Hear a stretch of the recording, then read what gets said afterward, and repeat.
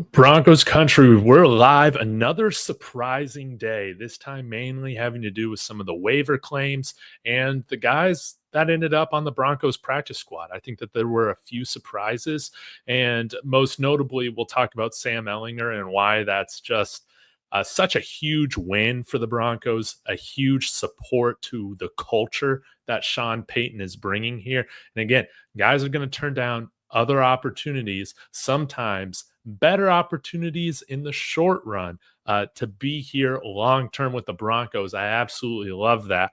And so y'all be in here.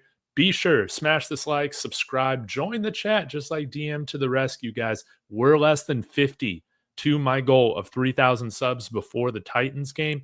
Please keep it up. Let's go ahead, have some fun, and get started, guys. So I'm going to open up with this.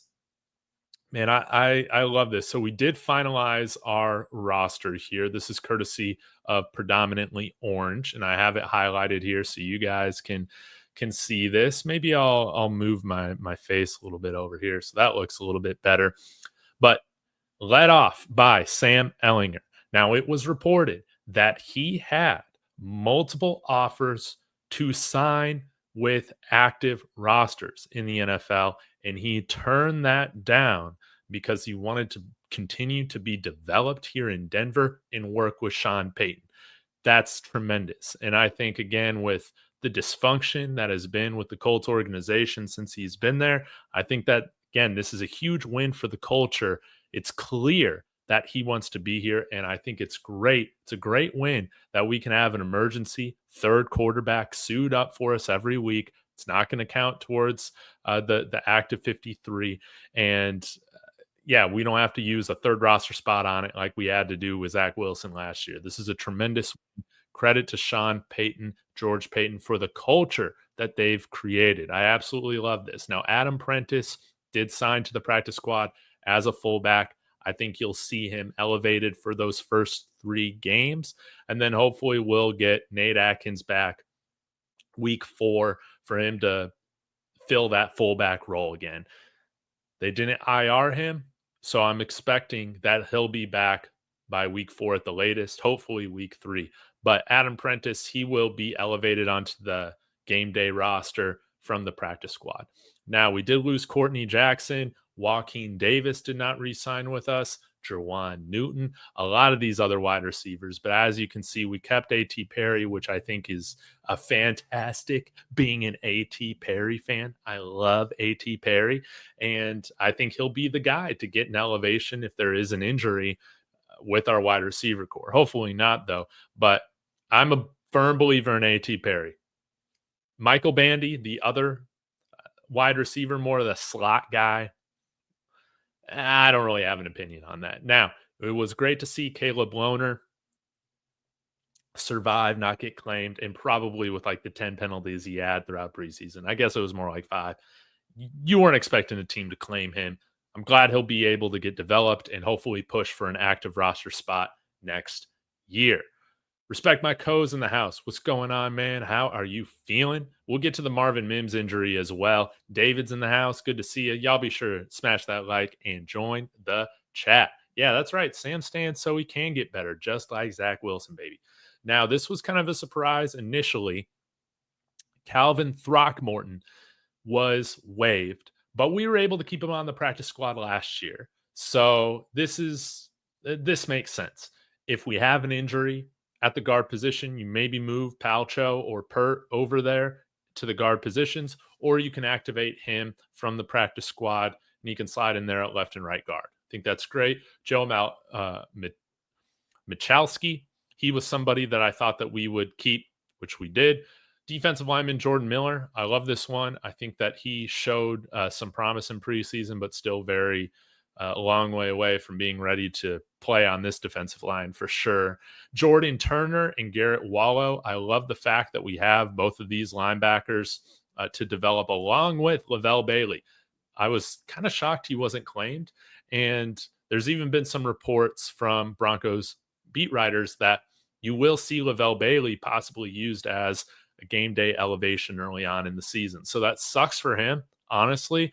because he was running with the ones most of the year, or preseason rather. But they really liked the athleticism that they saw, I think, with Corene Reed. But I love the fact that we did not lose Levelle Bailey. That's a big win for the Broncos on this practice squad.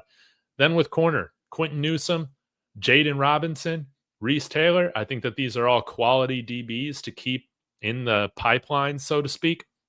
And then with safety, guys that were on the practice squad or active rosters over the last couple of years or so, Keidron Smith and Delarrin Turner-Yell, which I'm perfectly happy with. I would have loved if we could have gone with 4 safeties, but it is what it is, man. I doubt we see these guys unless we have major injuries in the secondary, but it's nice to have them. Again, they've been with the team for a while.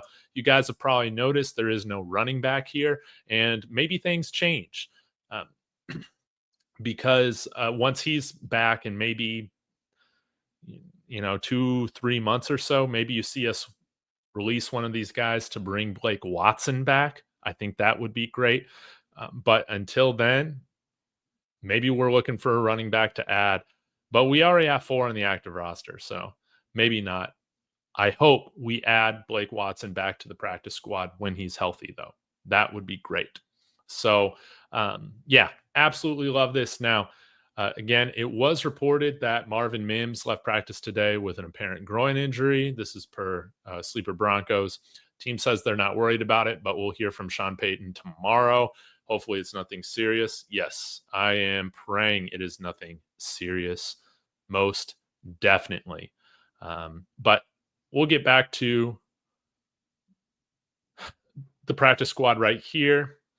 Another surprise was that we didn't keep Caden Prescorn on here. I was really hoping that we would have, maybe getting rid of a guy like, DTY, again, that we've kind of seen a lot of, or Reese Taylor.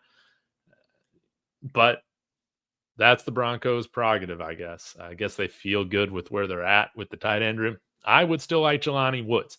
Now, I know Ben Albright said yesterday on Altitude Adjustment that he's got some chronic degeneration condition, probably in his legs or something like that. I don't know. But he played all preseason. So maybe if we only get him for a year, that's not going to hurt anybody, man. Sign Jelani Woods. I think that would be great. So is DTY still developing? I mean, apparently he is, but I wouldn't mind moving off of him for somebody else, man, to develop, probably from another position at tight end. I would have rather had Caden Prescorn. Nice to bring in another running back to develop, but it is what it is, man. Why Perry? He has been on the practice squad for over a year. He still hasn't done anything. Well, he's done, more than some of the guys on our own team, right? I think he had a very good rookie year. I think didn't he have 4 touchdowns on the practice squad last year? I don't think it's any knock against him, David, for him to be on the practice squad again. I don't really see that as an issue. You see, Calvin Throckmorton's in his late 20s and he's on this practice squad. Sam Ehlinger's been in the NFL for a long time now. I think this is his 5th year, and he's on the practice squad. There's nothing wrong with developing a guy and having him continue to be in this system when he's literally only 25 years old. He's 6'5", younger than Bo Nix. Now, Courtney Jackson, I have this feeling that the Broncos wanted him back, but I think he wanted to go to a situation to where he probably had a quicker path or easier path to playing time. I saw a report that he had signed with the Seahawks practice squad, but then when the Seahawks released their 16-man practice squad, he wasn't on there. So maybe he's still trying to figure it out. We also lost Clay Webb, man. Clay Spray, the Jizzler, man. It really hurt my feelings. I wanted Clay Webb jersey, but he signed with the Titans practice squad, which makes our week 1 matchup even more interesting. I'm confused why Strnad is on the 53. I would say his ability in pass coverage and his special teams ability.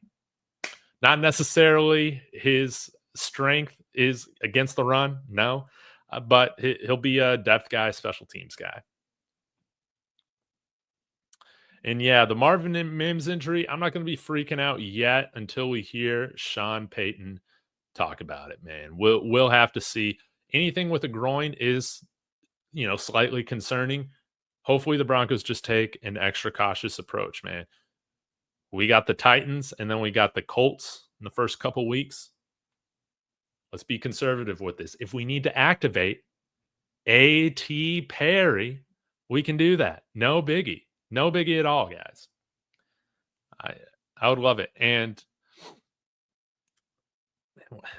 I lost my train of thought. It doesn't even matter.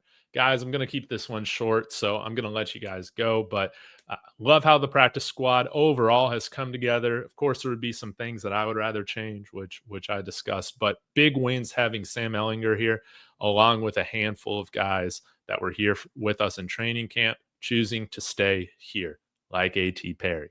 I love it. So y'all have a wonderful evening. I'll be back talking a lot more Broncos tomorrow. Go Broncos.